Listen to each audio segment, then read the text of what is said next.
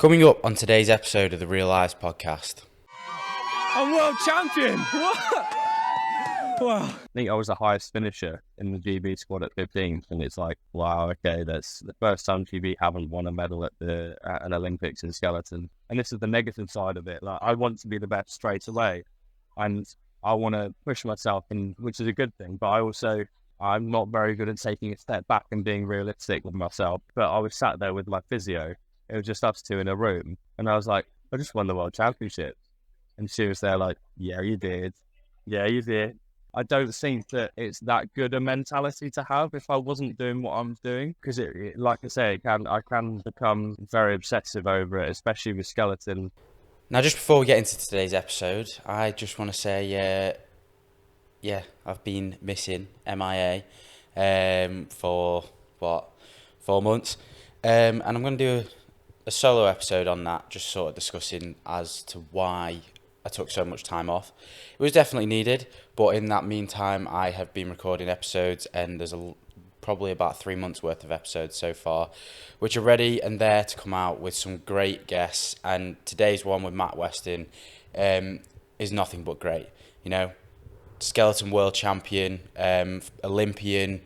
The guy has been to the top of his sport and is only seemingly going further. So I hope you enjoy this episode with Matt Weston. You can find his links down in the description below.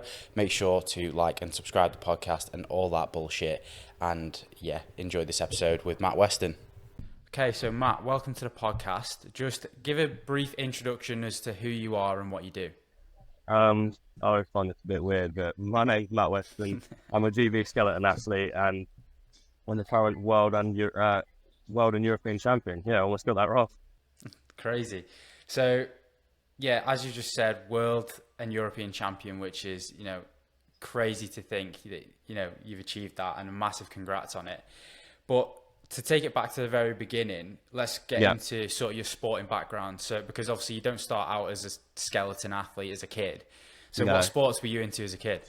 So I did, I basically was one of those kids that was really sporty. I sort of loved any sport I could get my hands on, basically. PE was my favourite subject. But the main sports I did when I was younger were taekwondo and rugby. They were probably my two main ones. What age did you get into taekwondo? Was it young? Very young. Yeah, very young. Like 4, maybe 4, 5, something like that. I did it from I can't remember a time where when I didn't do it, basically. So how did them two complement each other? Because obviously both pretty strenuous activities where you can get injured pretty easily. So how did you manage to sort of be able to compete in both? I suppose when you're a kid, you just got a bunch of energy. You don't really. I think now if I tried to do that, I was training 4 to 5 times a week with taekwondo, and similar with rugby because I did school as well. So I was probably training like 10, 11 times a week with that. I think even now, as a professional athlete, I probably just about do that, and I need days off and stuff like that. So I think, it was quite. I think when you're young, you have that sort of bounce back sort of. Your body can just deal with it basically when you're younger. There's no way I could do all that training now. So what sort of level were you competing at in those two sports then? As you grew up? So rugby, I played for county, I played for Kent, and Seven Oaks was my local club. Especially as I got to be senior, and then I played at Saracens Academy College as well for that. But then taekwondo was probably my main sport when I was showing up. I competed internationally with that. I think I won Euros, and I got a silver at one of the worlds for taekwondo when I was very young. So that was probably my main sport growing up. Jesus. So when did you start to get to that international stage with the taekwondo? What age was that? Probably around something silly like 13, something like. Because it's all age categories and weight categories. So although I'd be 13, I wouldn't be fighting like a 30-year-old bloke. Yeah. It's kind of I'd be fighting other 13, 14-year-olds of similar size. Especially, so it sounds like, oh my god, you're competing internationally at 13, but it was basically against other 2-foot tall kids. The same.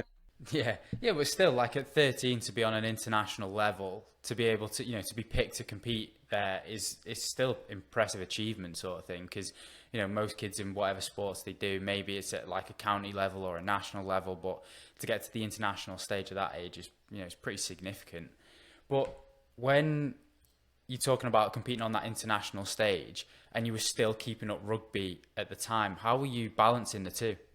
To be honest, when I look back at it, I don't actually know, because like my week would be crazy. Like I'd train, like I say, like 2-3 times a day almost. Like I'd probably do rugby training. Like as one of the standard days of me would be go to school, obviously, maybe have a P lesson in there, but I'd do rugby training after school. I then get the bus straight back to where I'm from on where I used to train.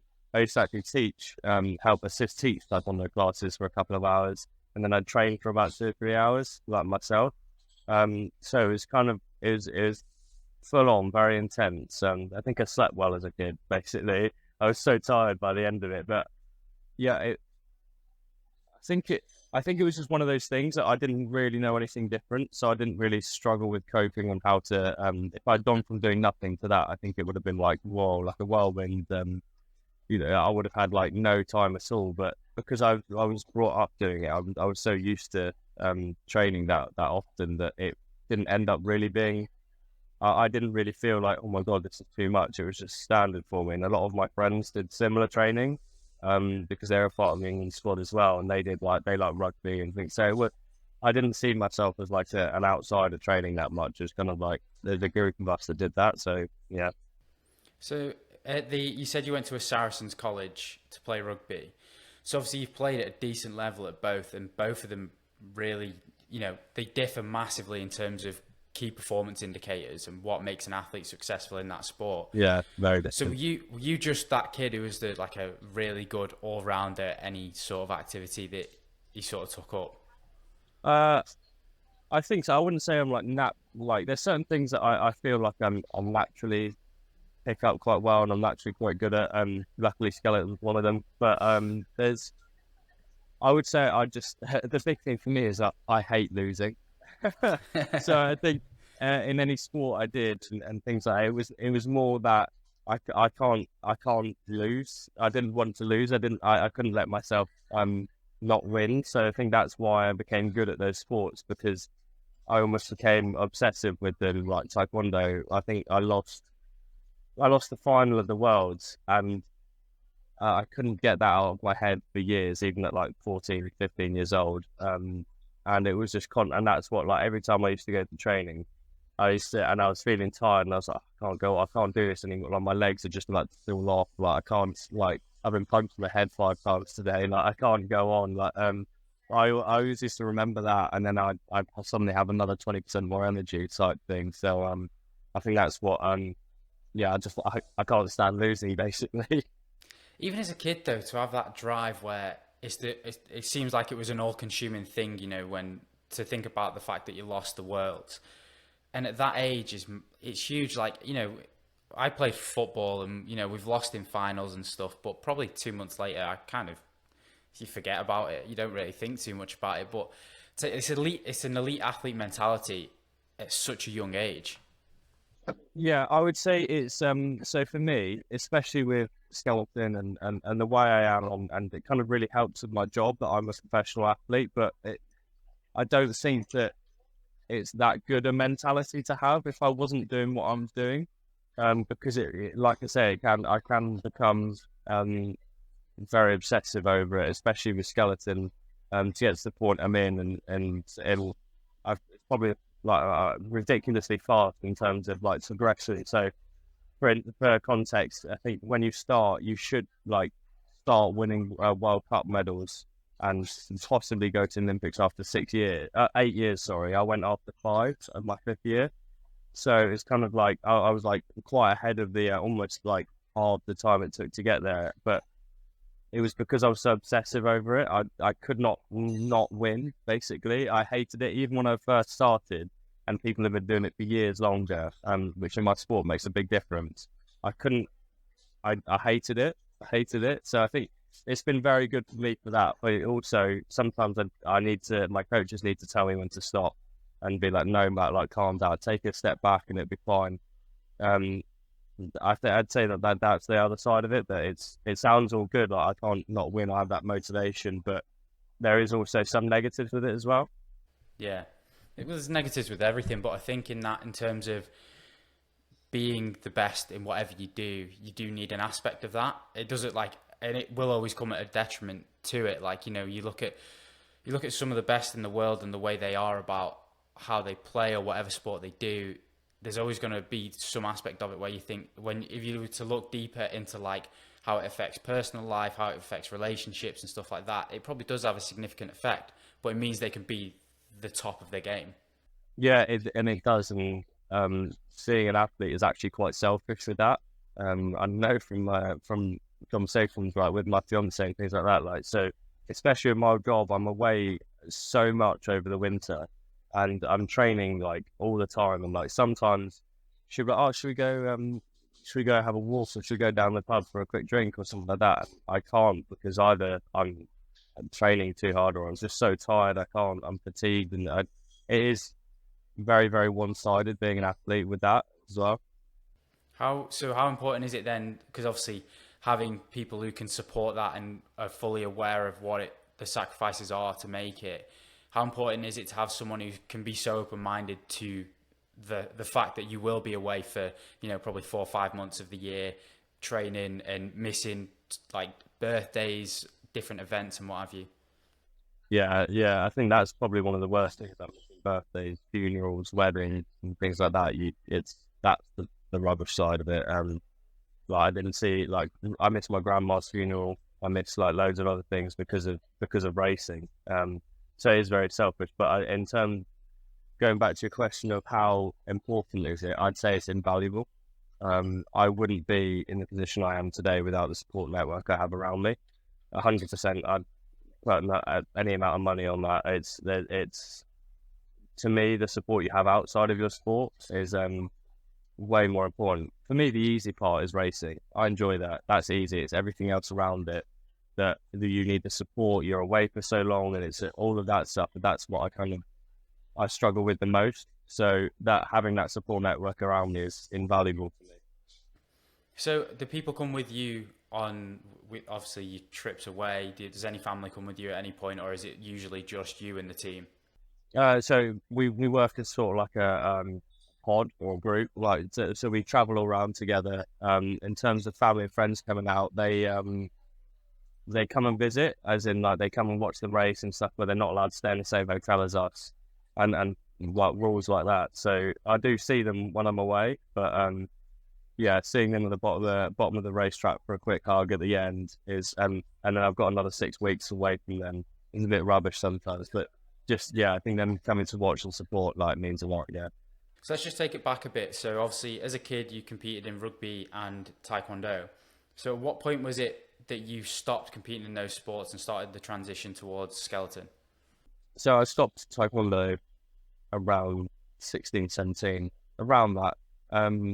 I tried to make it. I had a really bad back injury, fractured my L5 vertebrae. Just not like an impact injury, just over twisting and just like too much. It's basically a stress injury.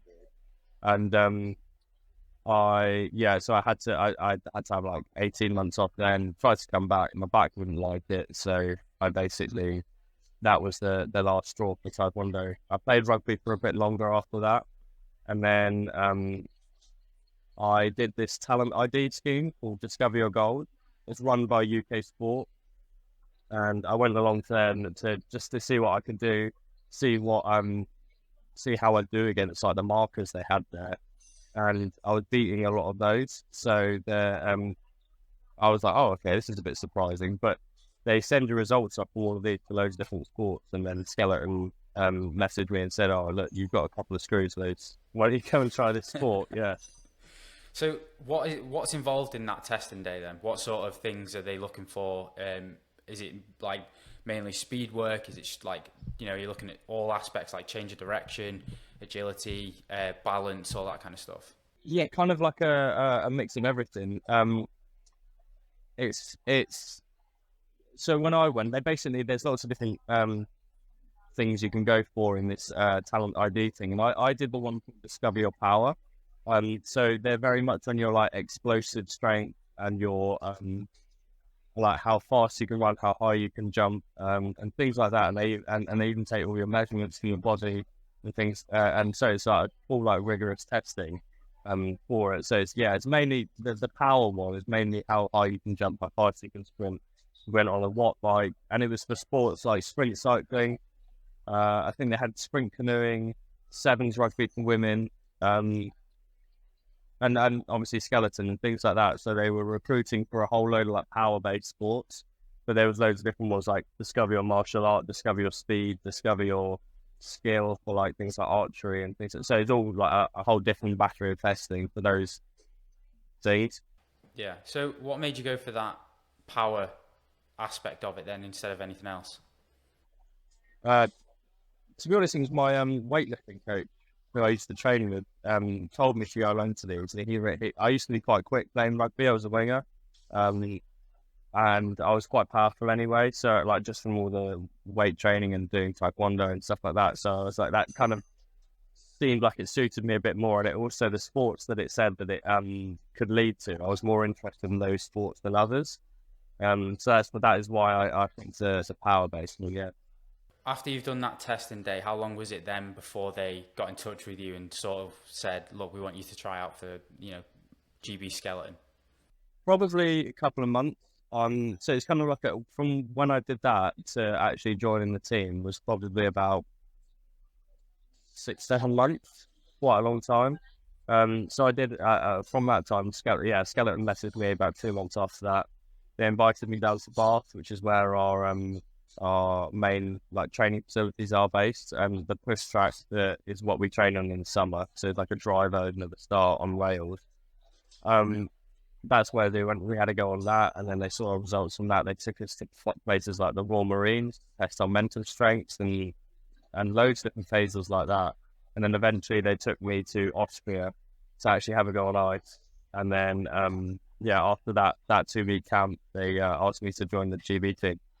Crazy. So obviously after that whole process, did you think that you would be going to compete for Team GB? And also actually going back, did you know a lot about skeleton when they got in touch with you, or were you just like fully unaware of what it was?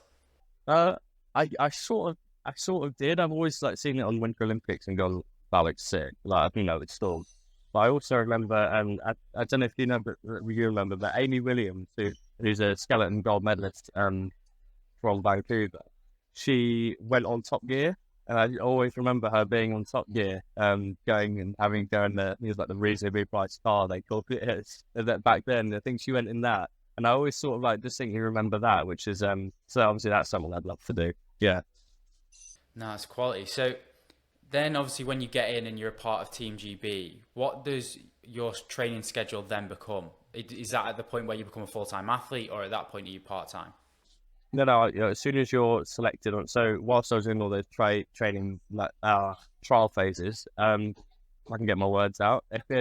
Whilst I was doing all those trial phases, you're not a full-time athlete. You're still doing what you're doing, and I'm just going on to see if you have like the raw physical attributes and mental attributes that they want to take on.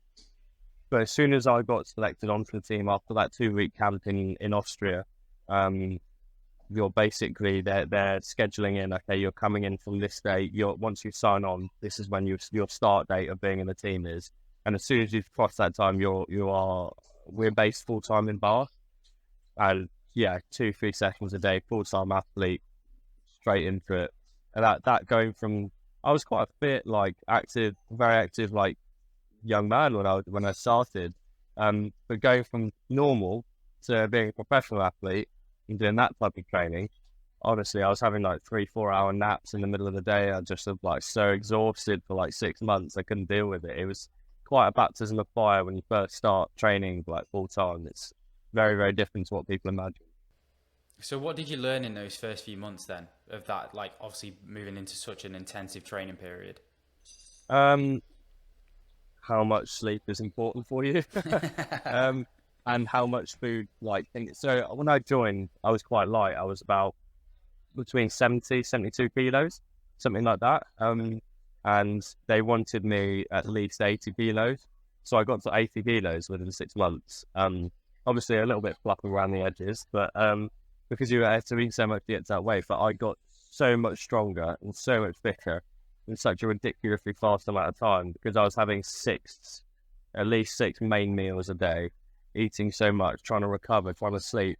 And so I used to think I used to do, like I said, was pretty good in general life, like how much I'd train in the gym, how fit I was. And I used to think my progress was showing pretty quickly.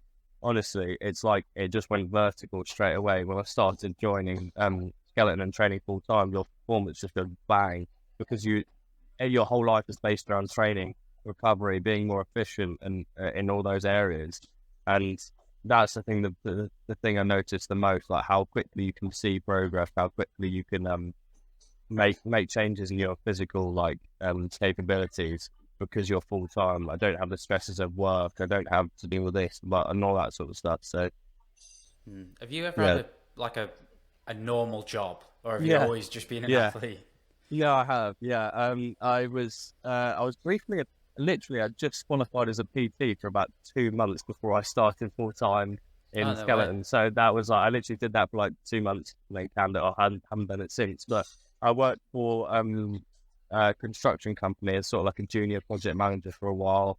I've had loads of I worked in a fish and chip shop for a few years. I love that. And some cafes and things like So I have had normal jobs, but this is by far the best job. It's always interesting when you talk to athletes as well, because you know, like trying to get them to think of whether or not they could ever work in a normal job again. Like already speaking to for the past 20 minutes, I can already tell you the kind of person who just could never go back into that normal 9 to 5. No, I don't think probably my ADHD can deal with it as well. Sitting still for that amount of hours, I think being active and doing stuff really helps that. No, I don't think I could have a primarily office-based job. No, not at all. It's one of those that I've been outside of for so long now, and I love this type. This job kind of is my dream job. So as long as I can keep doing this for as long as possible, whilst my body can hold up doing it. With all the injuries and stuff I've had, it's kind of like, okay, whilst I can do it, I'll do it. But I think afterwards, I'd probably look to get into more like coaching or more of a physical based job still around that. So I couldn't be someone who's in an office every single day. I think I'd maybe last a week or so. So take it back to, obviously you've gone through the first initial few months of intensive training. When was your first race for Team GB? So because obviously it's a brand new sport and everyone who's joined the team, it is that situation. You don't actually race until your third year. So I did 2 years of so summer would be physical training, then winter odd training on ice. I do 2 of those years, and then the third year is when you'd start on the very bottom level of competition called Europa Cup. When I started, there was 3 levels of competition: it's Europa Cup, Intercontinental, and then World Cup. And that was my first. I only started competing on my third year. Thinking as well, obviously you competed on the international stage in Taekwondo. Did that carry over in terms of how you sort of prepared on race day in the skeleton during those early races there? I'd definitely say it did help me straight away. It was something that I was able to adapt a lot more quickly to than others.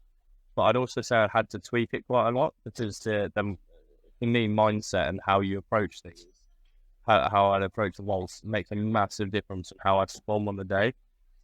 So I had to adjust also how I approach the races, because I used to approach them like I would a fight, and obviously that's very, very different. In terms of the principle of skeleton, you have to be really, really relaxed as you're going down, and if you're stiff and tense, it slows the sled down, and you're it's just not smooth, it's not flowy. So if you're relaxed on the sled, even if you're offline, you're going to be faster than someone who's more tense on the perfect line, if that makes sense. So me going into a race with the mentality of I'm going to fight doesn't really mix with that. So I had to do a lot of work on how I would with sports psychologists, how I change that, what I'm after, and we came up with some things like sweet spot area of okay, I was I'm trying not to laugh, but they call it like the how aroused you are on the blocks. So it's like, obviously if you're like too aroused, like too hyped, like how I said I would go into a fight, you're going to be too tense and too like erratic basically. But then you can go the other way and be too relaxed and not have anything to push. So you have to find that sweet spot of like, I've got enough so I can push as fast as I can, but also I can also switch quite quickly to being relaxed on the sled. And I worked a lot with sports sites and things like that just to try and make that work and how I would go about that. Yeah. It's really interesting because I obviously had a look at sort of your race finishes and how your seasons went and stuff like that. And, you know, from 2019 to the end of 2022, you won one race. And then this recent season, from 2022 to 23, you won 5 of 8, finished second overall, and you won the World Cup as well. Like, what changed from that, you know, that first 3 years to then this season?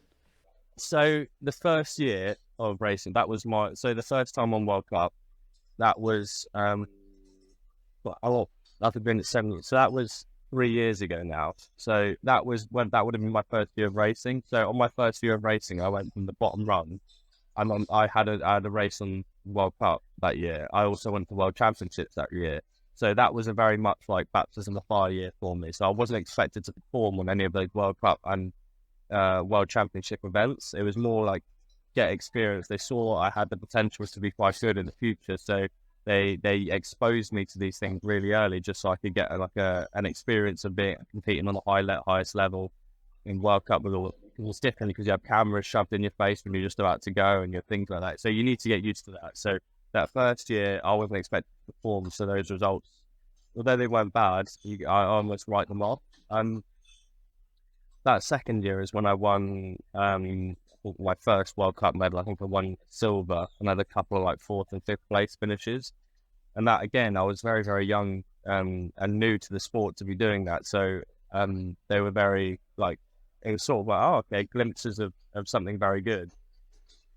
And then Olympic year, which was really, really difficult for not only me, the whole squad.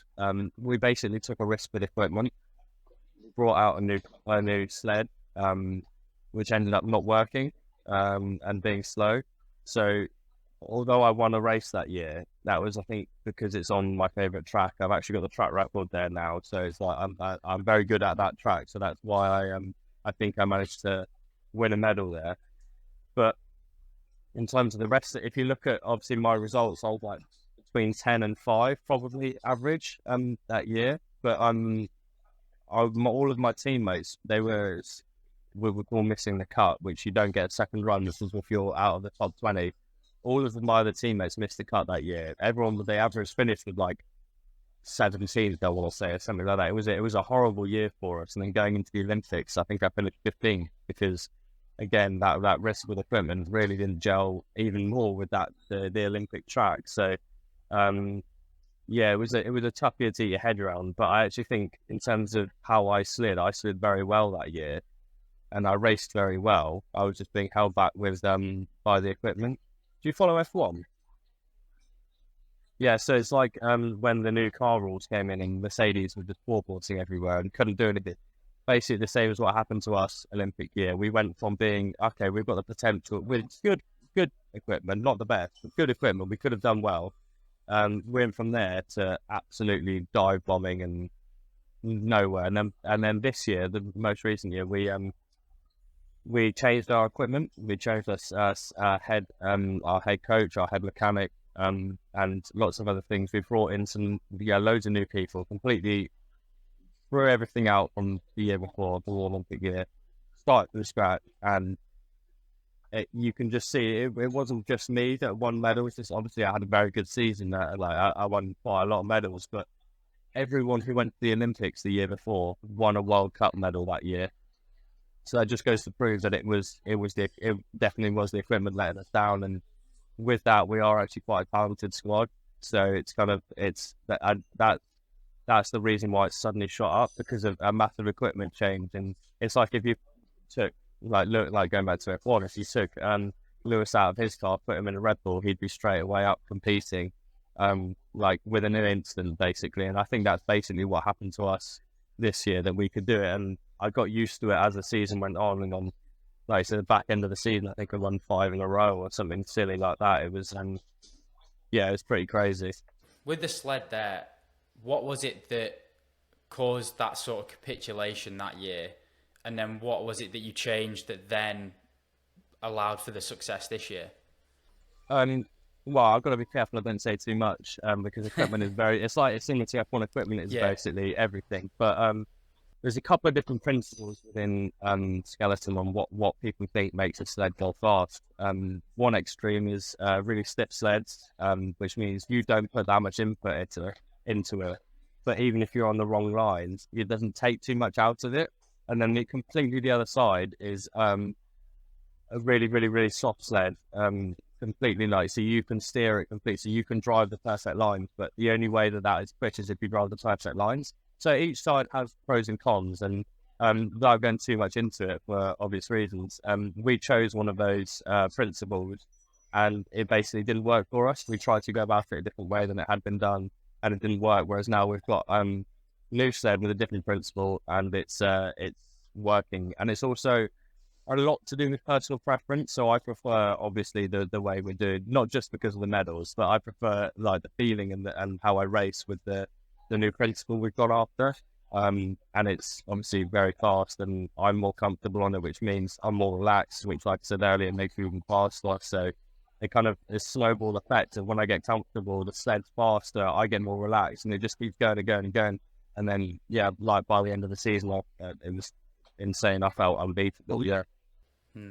So, because when I was reading about it, I think it was your second race, you finished 18th, which was the one that kind of took away that first, because the guy who finished first overall, I think his lowest position was 4th or 5th over the year. Yeah. So what was it in that race that went wrong, and also what did you learn from that going forward to obviously then go on and win 5 in a row?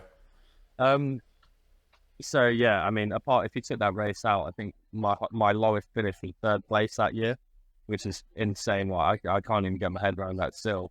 But what happened there is we have something called popping the spire, which basically at the start of the track, when we push and when, like the saying of bobsleigh, there's 2 grooves cut out at the top of the track for about 30 meters. So when I'm bent over running, the sleds just got going everywhere, but they're only about a centimeter deep. And what happened was I basically put too much pressure down onto the sled, or too much of an angle, and the sled actually popped out of those grooves. So I had no control over the sled, and my start time was about 5 seconds slower than everyone else's. So I was already out of the picture, but I was actually quite pleased because my second run was very good. I didn't pop the spur, and I was a bit nervous still. I didn't try my best. I think it's the 4th fastest run on a track I'd only had 5 runs on before, 6 runs in. So it was a brand new track to me as well. So it was I think I didn't come last. I managed to overtake someone on the second run, because my second run was really quick. So yeah, without that, I think even if I'd had an average start, I think I would have won overall, if it wasn't for that. But hey, like, it's my first year of being, I've had having a successful year. It's probably God or karma or somewhere like that saying you can't have everything in one year. So there's something I'm going after next year, definitely. So yeah, that's it. It kind of gives you the drive to carry on, because you look at the extreme end of it, like Tyson Fury is a really good example of it, where he has one thing he's wanted to work towards his entire life, and that's to be the world champion heavyweight boxer. And when he achieved it, he completely fell off the rails because he was like, what else do I do now? So it's obviously that you're not going to go and do that to that extent. But what I mean is, like, having that extra thing to continue to work towards, knowing like I was so close to it this year, next year I can be even better, is obviously going to play in your favor. Yeah, 100%. And to be honest, I already feel like towards the end of the season I had a target on my back, so I think that motivates me even more to try and like push myself on and make sure that people can't catch me. But yeah, that is something that I'm a bit like, oh, that would have been nice to get everything. But to be honest, mate, even winning world champs is like, I see that as a stepping stone, because my main goal is Olympic champs, like Olympic champion. That is that is the one thing that I'm after in my sport, and one like my life goal basically is to become Olympic champion. So I see winning world championships, and I see all of these race wins as stepping stones and learning from them in preparation for the Milan 2026 Olympics, which I'm hoping to go there, and obviously the goal is to go out and just win basically, and yeah, come back with a gold medal. But that is my goal. And like you were saying about Tyson Fury, that have you ever heard of something called the post games blues? Yeah. So it's just basically what happens to Tyson Fury. People work their whole life, go to an Olympics, whether it goes well, whether it doesn't. Like, you work your whole life, and actually I find that quite tough because ours didn't go that well at the Olympics, and I know some of my other athlete friends did really like struggled with it afterwards. You go there and you're the whole pinnacle of your career. Like, some people, is just to go to an Olympics, which is an achievement in itself. It's like to go there, to be able to call yourself an Olympian and have the rings on your jumper and stuff like that. It's quite an honor, and it's to me it's very, very important. When you come home and you're like, right, now what? I've just achieved my lifelong goal at 25 or 24, however old I was. Like, what do I do now? What do I like? Obviously, for me, I still had things I wanted to achieve. I still had stuff like that, but to become an Olympian, to go that sort of thing, to go to that sort of thing, it's kind of like afterwards. It's kind of like, well, I still have stuff to do. It's kind of like, this was meant to be an amazing experience for me, and it wasn't. It was meant to be. It really messed with your head, basically. Yeah, it's like I interviewed a former Summer Olympics medalist, Manio Mitchell, and he competed for Team USA in the 4x400 meter race. And during that race, it was about 200 meters in, he broke part of his shin bone. Like, essentially during the run, broke part of his shin bone and completed the rest of it. Obviously on a broken leg. And that year, it was the first year Team USA hadn't won gold, and he came away from that like a bit obviously down, and felt down and out because of it.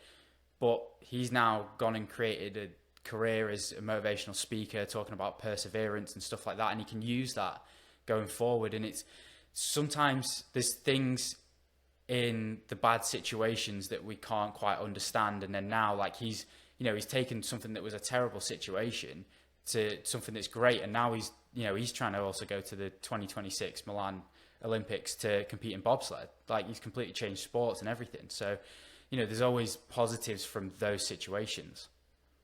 Oh, 100%. And I guarantee that there was no way I would have been in this position this year if we didn't have such a failure at the Olympics.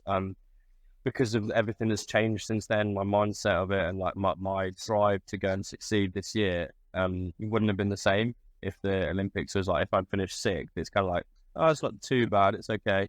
We wouldn't have had the changes we had. But like, I think I was the highest finisher in the GB squad at 15th, and it's like, wow, okay, that's the first time GB haven't won a medal at an Olympics in skeleton. So it's kind of I although it was rubbish, and it's still like, when I think back to it, it's still quite sad, and I'm quite disappointed with how the Olympics went. I wouldn't change it at all because of what's happened now, basically, like, because of what has changed, only throughout the program, but also in me, and how in my motivation, how I deal with things now. I wouldn't be in a position I am today. Yeah, absolutely.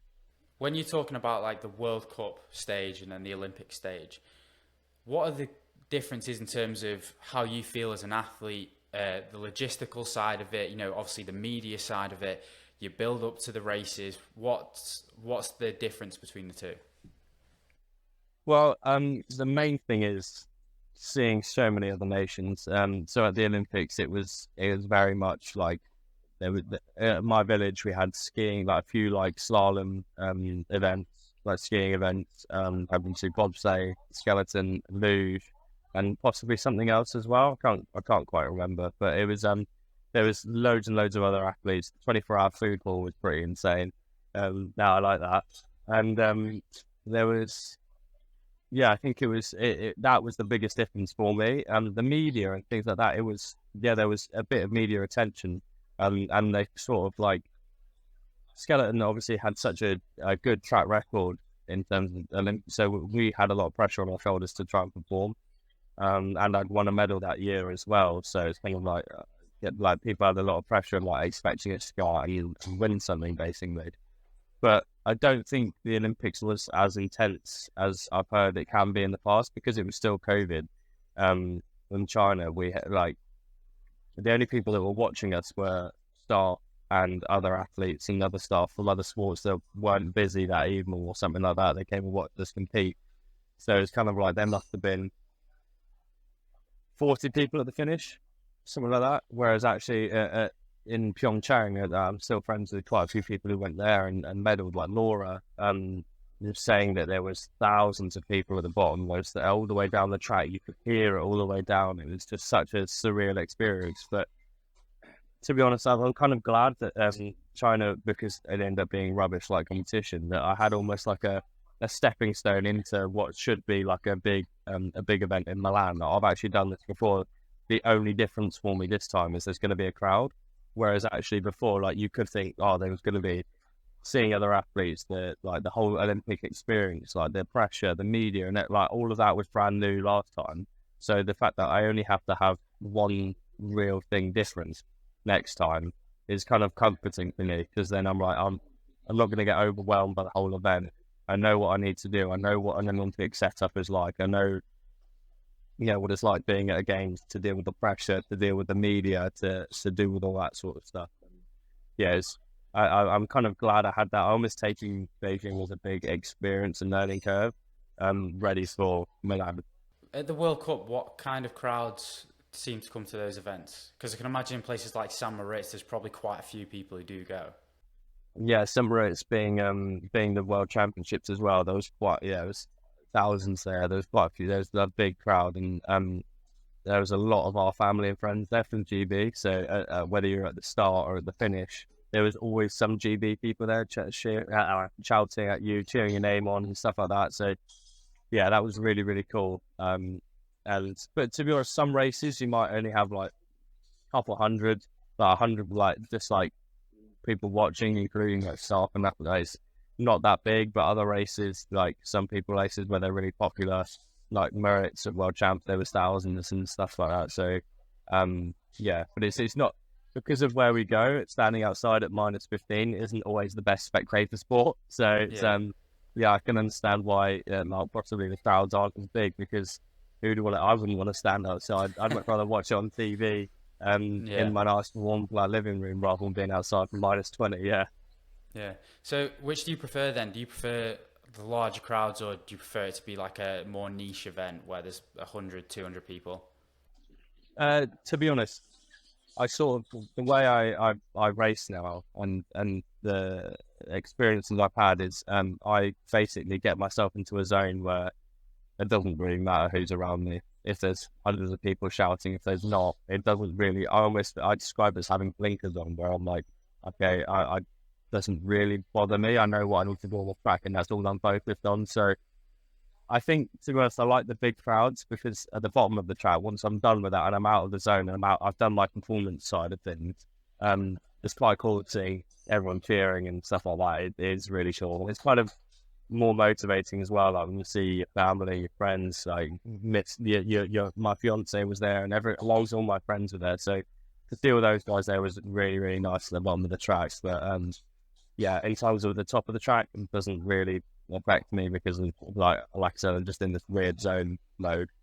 When you won the 2023 Worlds in St. Moritz, I watched the post-race interview that you did, and you couldn't really get any words out. And I was thinking when I was watching it, like, obviously it's just pure adrenaline at that point. Like, you've won the race and you kind of like, everything's just happening there and then. But what point after that was it that you actually sat down and like it really sunk in that, like, Jesus Christ, I've just won the World Championships? Yeah, you had the interview. Yeah, you're right. I couldn't get my words out. I was getting like, I had pulled for that interview, obviously with the IBSF. I had people on the phone ready to like speak to me from like newspapers and other like BBC and things like that. Like straight away, it was kind of like a whirlwind of like 7, 8 like people on the phone. Like, okay, calling here, call there. Like, how do you feel about that? And I'm like, what? I've literally just finished a race. Like, I'm still got my suit on. I'm still like in race mode. It's like -15 out here. Can I put some clothes on? That thing. So it was a bit intense, and I was a bit like, what is going on? But I suppose it hit me as obviously after all these events and stuff like that, you have drugs testing. And because I won, I got drugs tested. Other people, like, they do random ones as well, but because I won, I definitely get drugs tested. So I had to go there. I had to sit down, drink some water. So like, I need to go to the toilet. But I was sat there with my physio. It was just us two in a room, and I was like, flipping out. Obviously, it's a bit ruder. I just won the world championship. And she was there like, yeah, you did. Yeah, you did. And I was like, quality. it was so, yeah, it was so weird because I was having treatment in between heats. Because I actually had a fractured vertebrae at the time, and I didn't realise. Yeah, I did it at Christmas, but didn't realise, and they only scanned me after the season in April because it wasn't really affecting me apart from a bit of pains. And then they scanned me and they were like, oh, yeah, stop what you're doing. But yeah, so I was having a lot of treatment releasing around that area just because I felt like it was a bit tight and stuff, like in between heats, just before the last one as well. I was like, yeah, I've still got a job to do. Wasn't even considering that I'd won it, even though I was like 1.4 seconds ahead or something silly like that. Yeah. It was kind of like, even after the first day, I was like, no, it's still got a job to do. All my teammates were going, you basically won it. You're like a second ahead. It's, oh my God, this is insane. Like, on paper, I'd basically won it after the first heat because I was like 6 tenths ahead, 7 tenths ahead of anyone else, which is in my sport is crazy. It's usually a couple of world championships ago, the top 3 over 4 heats, which is like 4 miles of racing. It was separated by 500 in the top 3, which is insane. Like, so for me to be like, well, I finished at like 1.79. I don't know what I'm pretending. I don't know. I know exactly how much I won by. I won by like 1.79 seconds. So like, that's just like ridiculous. Like, it was insane. But I found it. I was just in physio going, no, I've still got a job to do. And it was only then where I sat down. I was like, I think I was having like a lemonade or something like that because I was like, yeah, go for it. Like, I'd treat myself after I just won in this anti-doping area. I was like, won world championship. And then I remember, I think she went and got my phone for me. Someone went and got my phone for me from my thing. I remember opening my lock screen, and it had like, I had like 600-700 notifications, and I was like, oh, like that was quite intense. And I made sure I went through and replied to everyone that messaged me and stuff, because it does mean a lot, like every single message. But yeah, that was quite intense. Not only that, the interviews, I thought, I'll text Alex, my fiance, and see like how's she getting on, where is she, like I'll meet up with her after, like, because I finished now. And I was like, whoa, like Instagram was blowing up. It's all my text message. People I hadn't heard from for years, like messaging me and going like, oh, watched your race or heard the result and stuff like that. I was like, this is so weird. Like, I do skeleton. It's not like I'm a sprinter or something like that, but I'm still getting like so many like notifications, tagged in this post, tagged in that, and all that. It's insane. Yeah.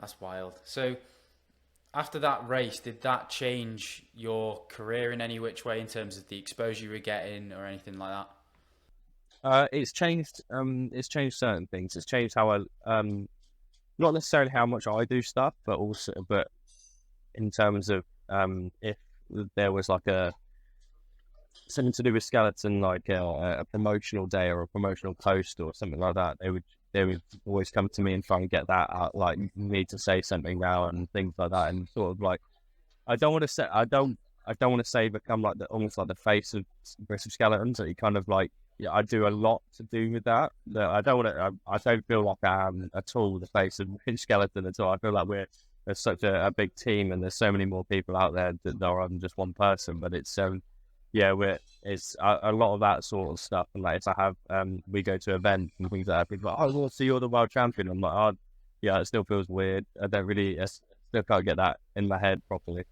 Yeah. So the season is what? Is it 5 months, 6 months?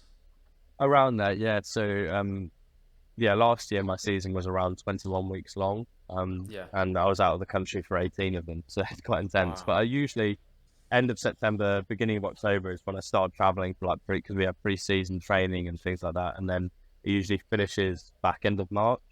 So yeah, that's usually the period, like 5 6 months, something like that. So, how long do you have for off season, and what do you get up to in off season? Do you fully take yourself away from it? Do you allow yourself to fully just reset, or are you Yeah, somewhat involved in certain things?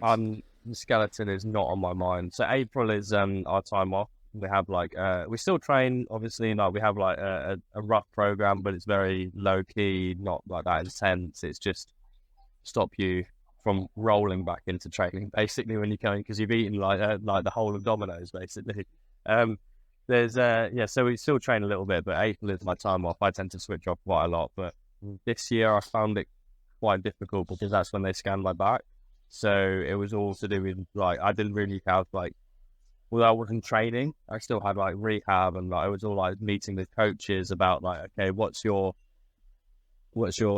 my rehab schedule look like? Can I come back for this? When can I come back for this? Am I able to race this year? And it was like, so all these questions up in the air. So it wasn't that relaxing of a time for me in April this year. But I've been on a few like summer holidays, like a couple of weeks here, like long weekend there. So it's not the end of the world. And this year especially, that I live in London, so I split my time between London and Bath.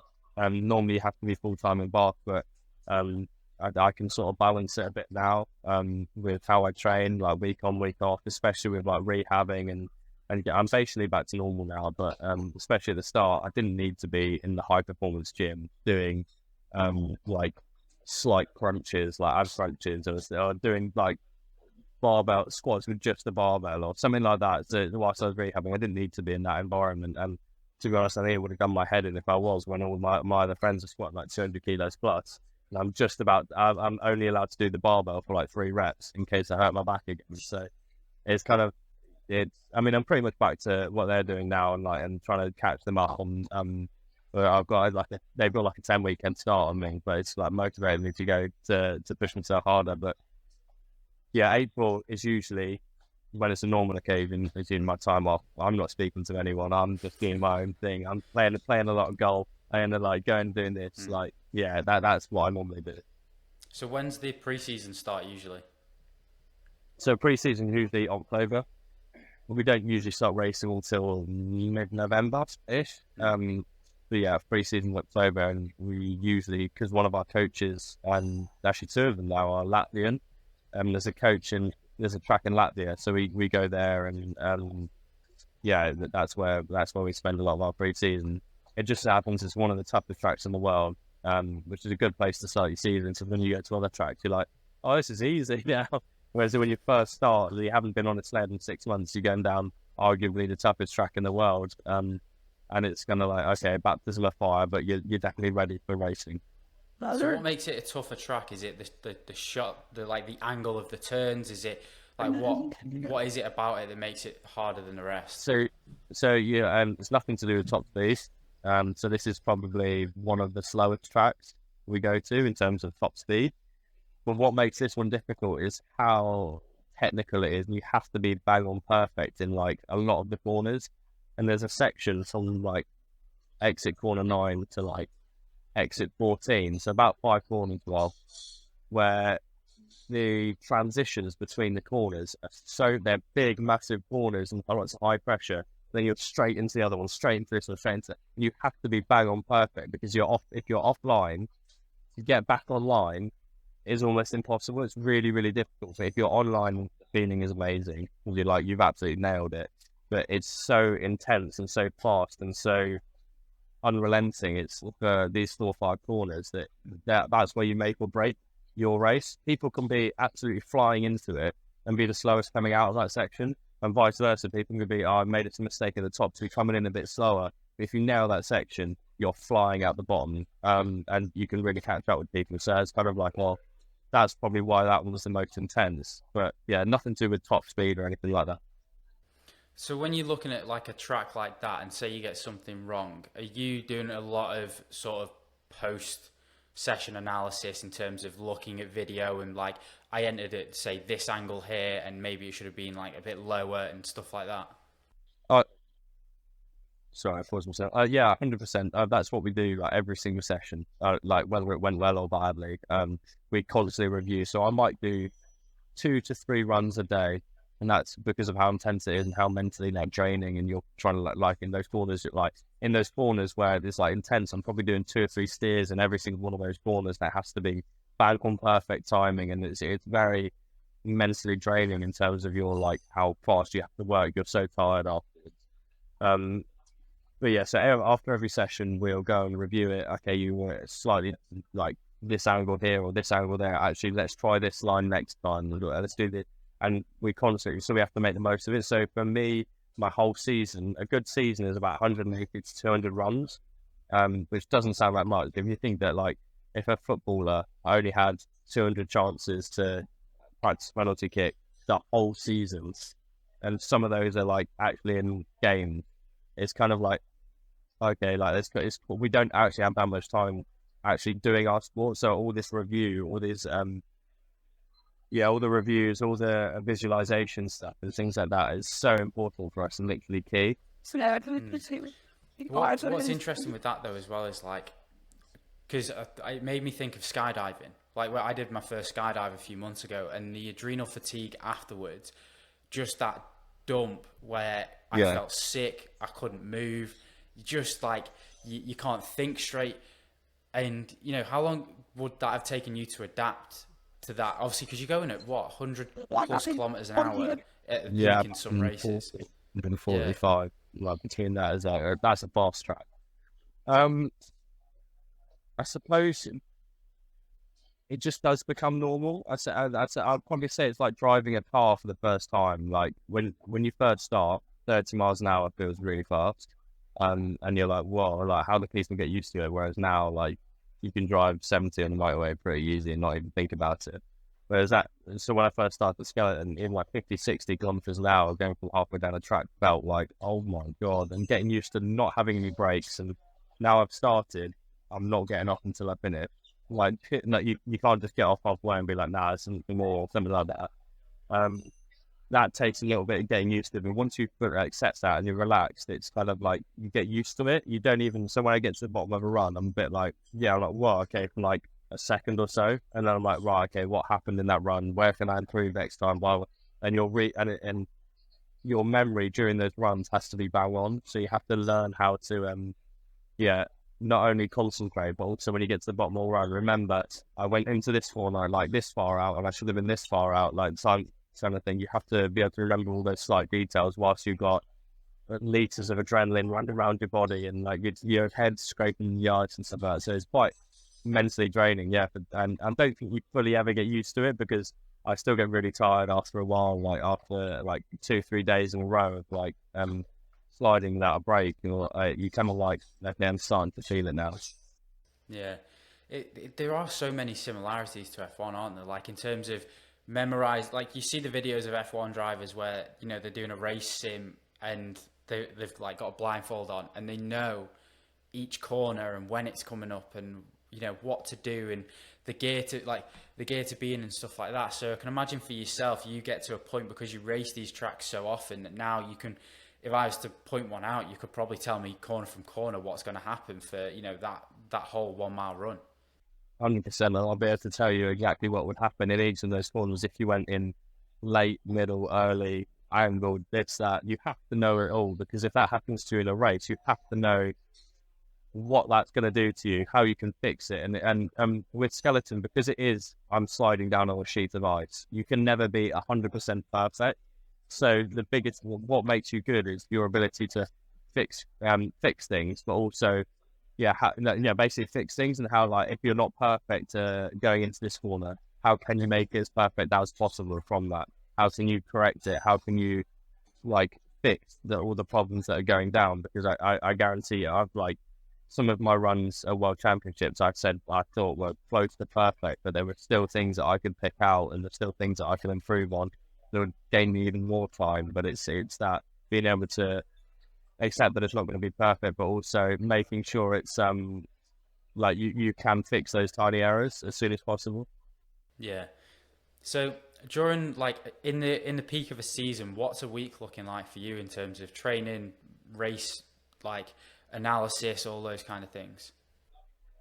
So a race week, so I only get 2 days of training before I race. So it would be Monday, Wednesday, Friday is my schedule. So Monday would be 3 runs, Tuesday off, Wednesday 3 runs, Thursday off, Friday race. But in between those, I've got to do gym sessions, I've got to do review sessions, I've got to maintain my equipment because I'm basically my own engineer as well. I've got to do do video reviews, make sure like scheduling, like, okay, actually tomorrow I'm going to try these sets of runners because I think the conditions are going to be like this. So I think blah blah, and it's very intense. You like, although it's a day off from actually going on the ice. Yeah, like I said, I've probably got another like 2-hour gym session to do. I've probably got either or a sprint session, or I've got to maintain my equipment. I've got to then do video review. I've got to then do like prep myself, like my equipment for the next day. I've got to do, that's probably what a normal week looks like. And then Saturday tends to be travel days, so I'll race. After a race, like celebrate. Obviously, if you do like whatever happens in the race, pack your bags, sleep that night, get up and travel the next day. So that whatever takes, usually like 5-6 hour drive, usually like from track to track as a ballpark. So spend the whole of Saturday driving, possibly even train on the Sunday. If not, if you're really absolutely dead, maybe have a day off or something like that. But that's quite rare because you need to be like physically on it. It's the biggest difference between us and like sprinters and things like that is we need to be peaked for 6 months of the year, and then do a final, even more peak for World Championships right at the end of the year. So it's kind of in how we don't have like 4 weeks of nothing and then peak. And I thought we need to stay there. So that's quite physically hard to do whilst racing week in and week out. Yeah. So obviously driving around Europe, 6 hours between places and stuff. How many are in the team? Because obviously there's going to be the athletes, nutritionists, physios, performance analysts, S&C coaches, your skeleton coaches, all these different things. So how many people typically will be traveling at once? So we would probably take, on a World Cup circuit, last year there was 5 athletes and probably similar amount of staff coming with us as well, like 4 to 5 members of staff. Well, that's like physio, SLC, sled coaches, sled technicians, coaches, and all those sorts of people. We'd probably take at least 1 van, maybe 2 vans and 1 8-seater. We're sponsored by like a company that like gives us like Ford Transits and Fords on there, like the 8-seaters. So on circuit, we'd probably have 3 vehicles between us. So it's kind of like, you'd either have 2 vans and an 8-seater, or 2 8-seaters and 1 van, or like something like that. Yeah. So then, I want to get onto it because it's interesting that you've started it, is your YouTube channel. So why have you picked now to start the YouTube channel rather than like a few years ago? Well, it's something I've always kind of been interested in doing. I've watched a lot of YouTube. I'm very interested in it. I like where you can go with it if you do end up being successful. I also had a few people ask me after Worlds, like, now you're world champion, seemed to be a good time to start. We're thinking to see, like, what does the world champion do and things like that. So, I enjoy it, and it's so I'm learning how to try and edit all the videos. I'm learning how to do all that, and to me, it's another new skill that after I've become an athlete, that's something I could use in later life as well. So, and to be honest, mate, I just enjoy it. Like, it's an excuse for me to go out and do some of these sports stuff. Like, I went to a simulator recently, did that. Like, I've got this event. I went to like a Guild Esports, which is like a gaming theme, which was like, that blew my mind as well. I've been invited down to like another motorsport garage where they want to do like pit stop challenges and stuff like that with me, which I'm a massive petrol head, so that's like kind of like, like that's great for me. So it's an excuse for me to go out and do other stuff. And to be honest, the main reason I actually started it is because of my back injury. I was bored. I was doing like my session per day would take me maybe half an hour, and that's all I was allowed to do all day. I wasn't allowed to walk too much. I wasn't allowed to jump on a bike. I wasn't allowed to do this. Like I was bored. So I was like looking into it, or that gave me something to do whilst I was injured. Yeah. It's because it's the same with this podcast. Like, I'd wanted to do it for years because I was like, it's amazing being able to talk to people like yourself who you would never have a conversation with otherwise. And because I'm genuinely interested in the sports that I interview people that they're in. So I have so many questions, and like half of them are just off the top of my head as it goes. And Yeah. you know, actually then starting it, I was like, actually, yeah, video editing is a skill I can take on, you know, to something else and what have you. But it's Very. like, I never expected video editing to be as hard as it is to try and get It's these just done. it's the time consuming side of it. It's like I'd be like, all right, quick. Like for me, it's the filming aspect of it and like chatting with other people and stuff like that. I don't find that difficult because I'm ridiculously like I'm quite extroverted. I don't really like that sort of stuff. Doesn't really bother me. And I quite enjoy it anyway. But it's the how long. I'm like, I have an idea for the I want to edit a video like this, and I start doing it. And I'm like, well, it's going to take me hours to edit it this way or to do that. It's like, it's just but I am getting so much quicker at it. I think it's when you first start, you're not really sure what you're doing and you're figuring it out. But actually, I'm getting a lot quicker at it. And I've got one of my teammates helping me as well with some ideas and how to do it and like how to basically try and make the most of it. But yeah, mainly it's the fun, like, to be honest. I quite enjoy it. Yeah, it's quality. I watched a few of your videos. I watched the one where you went to Guild Oh, God. Esports, and I could not. When you said, so you did like the commentary over it, and you said, you know, I thought I was doing well, and then this kid comes in, and Absolutely I thought, I was like, away. surely it can't get much better, and I was blown away at how quick he could do that. It was Honestly, unreal. a lot of the stuff I had to cut out because I was just swearing so much. I was saying, like, what is going on? Like, this is, like, I don't, like I said, come back to what I said at the start of the video. I hate losing. I Yeah. cannot stand being like second best at something. So, after when we had some time off, like in between some of the events and stuff we were doing that day, I was like, "Can I have another go on this thing? Can I have another go?" And I was like trying to beat it and trying to get better and better and better because, I hated it, but it was just, I was more like, oh my God, like, how can you be like that good? And he was only like 16 years old as well. So I was like, wow, the potential is just unreal for that. It's Henry, that kid as well. So it's kind of, well, I was very, very like impressed by it. But, yeah, I'm a bit nervous now. You said you watched a few of my videos. No, I quite liked them, to be fair. Yeah, they were they were spot on in terms of like, you don't overdo it. Like you don't make the video longer than is necessary. Like if you've got 4 minutes of content that's good, you put out 4 minutes of content rather than like trying to hit 10 minutes or something like that. Yeah. And like I'm not trying to fit in sponsors just yet, so I don't need to worry about that. Yeah, they'll add about 5 minutes at some point. So yeah, it's exactly. Right. Yeah. But no, like I watched the video of your training, like your gym session, and like just stuff like I'm really interested in stuff like that. But like I watched it, and I'm not sure if you follow a guy on Instagram called like Every Goddamn Dre or something, and he's one of these guys, like he lifts just kettlebells, but he just has the ability to like split squat ridiculous weights, like you're talking 140, 150 kilo. And then when you're warming up, and I'm like, it's pretty heavy that, and you get to 140 kilos, I was like, fucking, what's going on here? I was like, this is outrageous. Fucking 4 reps like it's nothing. I mean, yeah. But my teammates have actually, my double leg stuff, like my squats and things like that, because I've got a back made of glass, I'm not very good at it. But like my single leg stuff, like I don't know, I was reverse lunging 180 kilos for 3 reps each leg the other day. So it's kind of like, that's just, I'm weirdly very good at that. And like doing step ups with like 200 to 220 kilos on my back is kind of like standard for me.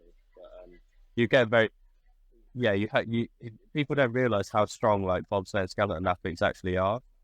Like single leg stuff, I'm a like weird freak person at that. I don't know why I'm so good at that.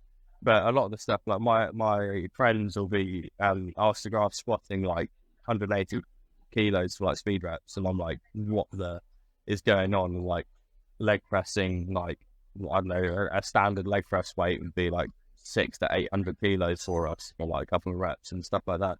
Yeah, it's pretty intense in terms of like how strong a lot of like the other athletes are. And even some like, I know some like female athletes like Brogan. I trained with her like quite a lot as well. She squats like something. I remember we used to. I think it was Olympic year. I trained with like just her for the whole year, and it was my target was to always stay at least 30 kilos above what she was lifting, which doesn't actually sound that much. When I was like So so she trapped bar deadlifting 200 kilos for 5 reps.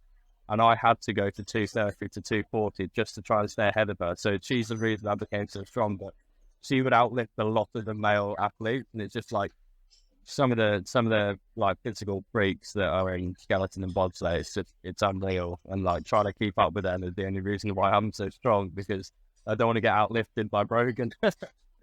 It's like I interviewed John Stanbridge, who's a bobsled pilot. He's in the RAF, and he's, you know, in the past year had neck surgery because, like, he broke his neck in the sled, and then it was a few weeks ago he was allowed to start actual loading again, and it's like power cleaning like 120, 130 kilo, and I'm like, what? You've been out for like 6 to 8 months, and you can just pick it up like it's nothing. It's crazy. Some of those bobsled boys are like just freaks. Like John's obviously quite strong, but like, there's boys that are just like proper power cleaning, almost catching it standing up, like at 140, 150 and stuff like that. And you're like, what is going on here? Like, they're just freaks. But they also weigh like 110, 120 kilos, like 6'4", like they're just absolute man mountains. Like, that's my excuse of why I'm not doing that. I'm not 110 kilos. Yeah, but no. So just in terms of the weight and stuff, because obviously it's a gravity based sport, so it does have an advantage to be heavier. So for you in skeleton, like someone was telling me, it was Manny Mitchell. He was telling me when he was a sprinter, he was around 170 pounds. He now weighs like 225, and that's in bobsled. So like for yourself, what's ideal range to be in as a skeleton athlete? You have to, there's a weight rule for us. Me and my sled have to be 110 kilos. And why is so that? Pardon? Why is that? The governing body just basically went, oh, 120 kilos, it's like that, yeah. So I don't know why it's that weight, but so I have to, obviously, like you say, gravity sport, I want to be as close as I can be to that. In terms of my body weight, I want to be as heavy as I can be whilst being as powerful as I can be. And for everyone, that's different. Like some people that might be like high 80 kilos, they might have a really light sled to push. Whereas I prefer pushing a heavier sled. So like, for example, my body weight's around 83, 84. Just because I like, some people are even like in high 70s and that's how they perform best. It's very much an individual thing, but obviously I when I weigh in on a race day, I want to be as close as I can be to 120 kilos, like, because you like I said, like world championships before were won and lost by 500, like first and third were 500s apart. And so if you're like a couple of kilos heavier overall, even if you're on the same line, you're probably going to be faster. So you want to be as close as you can be to that. So it's very, very individual. Whereas possibly they got a bit more leeway. I think they used to be around like average weight of 105, 110 kilos. They're big boys. So. Oh, they're massive, them lot. But like, so in terms of next season, then what are you doing? Are you doing anything differently this year in terms of your prep coming into the season, or like are you keeping it the same because it was successful last year? I mean, obviously it's going to be very different because you came back from injury, but the overall principles I don't want to change. I think you can get lured into this like feeling of like, oh, now I'm trying to retain world championships, like that I have to change everything. Whereas actually what I did last year worked pretty well. So like, why would I change it so drastically? It might be like one or two little work ons that to be fair, I do this week to week anyway, like one or two little work ons, whether that's like my performance, like sled stuff or whatever. You constantly are changing and progressing throughout the year, and I kind of want to continue that. And I basically want to pick up where I left off rather than starting a brand new, if that makes sense. I don't need to change anything like drastically. It worked quite well last year, so why would I change it massively? The only thing I'm going to have to be careful of is some of the physical side of stuff. Like I won't be allowed to like squat heavy or squat below 90 degrees.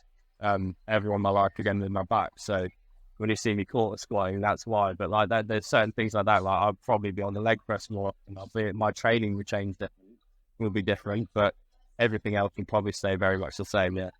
I didn't realise it was that bad of an injury. So is that from the original L5 fracture when you? So basically, I've done the same thing again.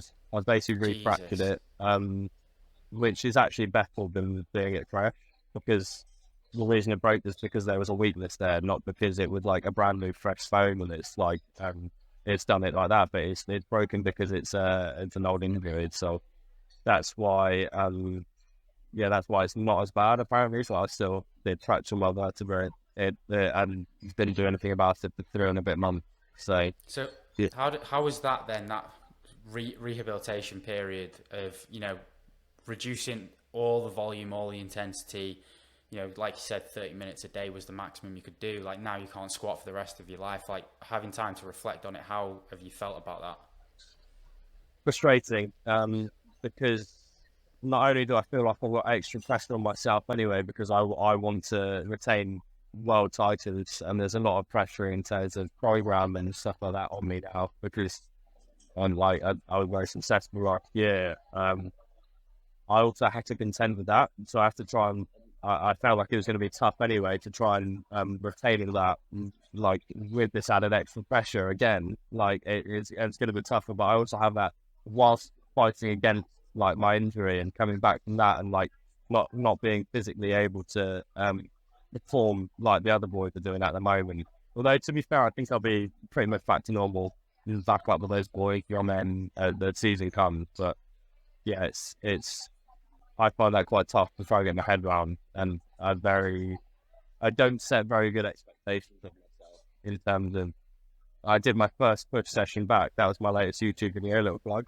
Yeah. My first ever. I watched it. Don't worry. Yeah, my first push session back was actually quite positive. I think it was only one of the other boys beat me one more times, and I haven't pushed at all that season back this year. And I'm still a long way away physically of where I want to be. So actually, in terms of the potential, I'm in a very good place at the moment. But in my head, I'm like, no, I can't let anyone beat me. I want to be the fastest. I want to be the... And I'm like, my coach is literally like, Matt, shut up. You've literally just come back. That's your first push session back. Only one of the boys beat you all the time. So you should be happy. I came in a good place. Whereas in my head, I hate losing. It comes back to this. Like, I want to be... And this is the negative side of it. Like, I want to be the best straight away. And I want to push myself, which is a good thing. But I'm not very good at taking a step back and being realistic with myself, and being like, actually, you should be pleased the way you're at. You shouldn't be expecting more than what you're achieving at the moment, if that makes sense. Whereas I automatically, if I achieve this, I want this. If I achieve this, I want this. And then that's how, obviously, it's made me successful, but it's also quite hard to do sometimes. Is that something you've worked on with a sports psychologist, or is that not something you touched with? Not necessarily that. I think this is only a problem in the last year or so. I'm going to be speaking to my coaches, and I've already brought it up with them, and I think like being as open as I am with them about this sort of like how I'm feeling and the pressure I'm feeling and stuff like that is only a positive, because if I were to hide this and then I've got extra pressure, I'm acting differently. My coach is like, what are you doing now? Like, why are you being like this? Whereas actually, if you can speak to them, and pressure isn't always a bad thing. Sometimes pressure is very good. Like, thrive under pressure, like thrive under like that extra adrenaline. But sometimes too much of it can be a negative. So it's finding that balance of it with your coaches, with sports psychs, and knowing how you work and how we can get the best out of me is very important. So I will be speaking to coaches, and have been, and talking through all this, so set expectations of what I'm going to achieve this year, and how I'm going to go about it, basically. It's interesting because like you're already getting towards sort of the best you can be, but then it's then sort of what's that sports psychology intervention, where's that going to take it to? If you can get here without it, where can you then get to after? You're different. I reckon there's probably about 6 or 7 people that I know, like internationally, that could achieve things like becoming world champions. But there's only going to be a handful of people because of the top 2 inches. Like that, I put so much work in, and almost as much work. Well, pretty much the same, like as much work mentally and how I approach races as I do physically. Because for me, like there was one season where I think I did 6 World Cups out of the 8 because of testing equipment and things like that. And 3 of them were top 6s plus. 3 of them were 10th, around that. And I could literally, it was a direct correlation to where my mindset was really good and where my head was at really good compared to where it wasn't at its best. And whether that's pressure, whether that's this going on, I think that was the same year that I missed my grandma's funeral. So one of the races obviously down there for obvious reasons. My head wasn't in it properly. But for me, that mental state makes such a big difference. So I spend so much time talking with coaches, talking with sports sites, talking with family and friends about it. That's why they make such a difference to me, like difference to me, like family or friends, and the support I get from that is literally everything to me, and can be the difference between winning and losing from it. Yeah, I think that's probably a good place to end it. But I do have one final question for you, which is, how would you like to be remembered? I would like to be remembered when I leave the sport as the GOAT. My coach at the moment, Martin Lucas, he's like a legend of the game. Like, he's won 6 world championships. He's won this. He's won that. I think the only thing he hasn't won is Olympic gold. He's won like, a couple of Olympic silvers. But I would like to be remembered as when, like, what I want to be like, again, I don't want to lose. I want to be remembered as the greatest in the time. I want to win. I want to break records in terms of how much I win and how much, like, what I win by and things like that. So my win in Moritz was the second biggest win ever. He's got the biggest win ever. So I want to beat him. But obviously that's ridiculously tough because he is like insane at what he does, while doing. But that's the motivation for me. That's what I want to be remembered as. Amazing, mate. I can't wait to watch the season when it comes up now, and like just sort of keep an eye on it as it comes. But where can people find you and where can people support you? So obviously through Instagram, Matt Weston Skeleton, or like underscores between all the words. That's usually what I post quite a lot on. Obviously, I've started my YouTube channel, same handle, Matt Weston Skeleton, and all the links will be in my Instagram and things like that. They're probably the 2 places where I spend most of my time posting and keeping people updated more. So yeah, follow me on those, and hopefully you're a little bit entertained. Great, appreciate your time, mate. No, thank you very much for having me, mate. No worries. Thank you for tuning in to this week's episode of the Real Lives podcast with Matt Weston. He's such a great guy with really good insight into the psychology behind what he does and how that affects him. When we talk about high performance, we think about the drive and the success that people get from it. But what we don't really see is that side, that how it negatively affects them and things like that. But to see him be such a success so early on in his career is amazing. So make sure to follow Matt, and you can find all his links down in the description below, and go support him. And yeah, I'll see you next Monday for another video with James Barnes-Miller, the Paralympian snowboarder.